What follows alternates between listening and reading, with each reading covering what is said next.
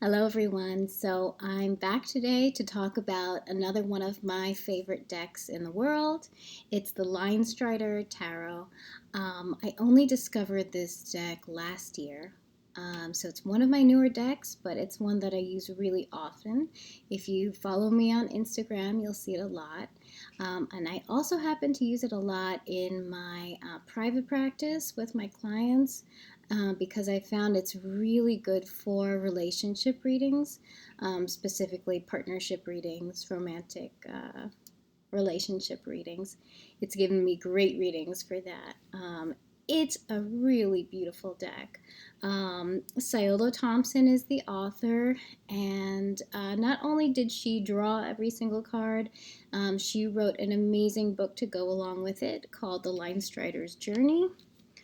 So instead of a little white book, you get this really beautiful fat book, and I'll talk about that a little bit more later. So here's what the backs of the cards look like. It's this really beautiful sort of like ink blot, this watercolor ink blot that reminds me of a Rorschach test. If you've taken Psych 101, you've heard of it for sure. And I know people compare tarot cards to the Rorschach ink blot test. So I thought that was a really nice choice, and it's reversible. And I'll show you some of my favorite cards in this deck. So here is the Moon card. So as you can see, if you're familiar with Pamela Coleman's illustrations, if you're familiar with the Rider-Waite-Smith system, if you see this card, you'll be familiar with the symbols that she uses here. So it's her take on it, a really beautiful take, I think, but this will look familiar to you.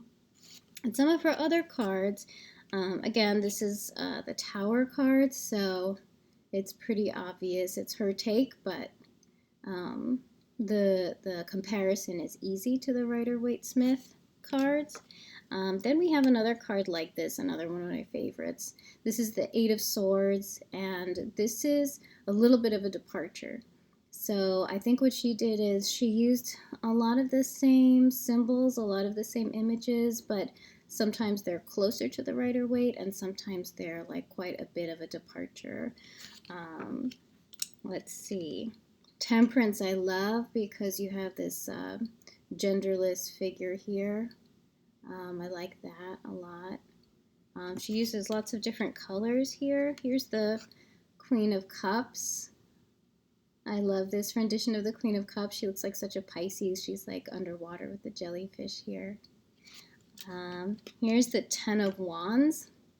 And I just really get that feeling of this burden, this like heavy, heavy burden, this baggage that this girl is carrying on her back here. And we have the Hanged Man, which of course here isn't a man, it's a tiger. So she uses a lot of animals in this deck, which I love, and there are people too. And then we have, this is a great, I laugh every time I see this. This is the Nine of Cups. This is the cat who has a little canary feather sticking out of its mouth. It's so clever. So the other than the beauty of this deck and how good it is for romantic readings, in my experience, is the book that comes along with it. So in it, she explains her intention for every single card, why she chose the colors, the symbols, the plants, the astrological significances, the numerological significances. She really goes into depth and explains her reasoning, the reason why she chose everything she did for every card. And when you use it, you'll see it's such a thoughtful deck. So I'll give you an example here. So here's the Ace of Pentacles, which we have an animal. It's a departure from the original, but she still has a little pentacles necklace, as you can see. And she says that she chose this rabbit because it's a symbol of creation and fertility and, new things happening, right? And personally, in the readings that I've done, I've found that this comes up when someone's thinking about marriage and partnership and babies and starting a family. So I love this rendition. So she talks about, in the book, she talks about the card, why she chose the rabbit. She goes into depth, and she talks about all the correspondences, the numbers, the associated birthdays, and the associated plants, which is something I'm not used to, but I love that addition. And then you'll see those plants in the cards also. So anyway, it's a great deck to work with. I recommend it highly. And I hope you enjoy working with it too.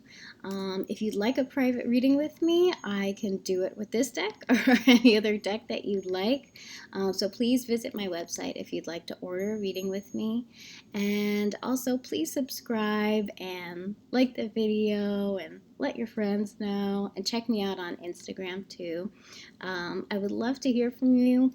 Please leave comments and questions below, and let me know if there are any other decks you'd like me to review. I'd be happy to do it. So have a great day, everybody. Lots of love to you all. Take care. Bye.